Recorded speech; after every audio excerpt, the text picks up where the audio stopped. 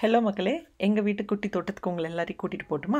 So போன வருஷம் garden tour போடுறப்போ நாங்கள் என்னெல்லாம் காய்கறிகள் போட்டிருந்தோம், என்னென்ன டிப்ஸ் ஃபாலோ பண்ணோம், எவ்வளோ கஷ்டங்கள் இருந்தது, அதையும் மீறி எவ்வளோ நம்ம அறுவடை பண்ணி எடுத்தோம், எல்லாத்தையுமே வீடியோவாக போட்டிருந்தேன்.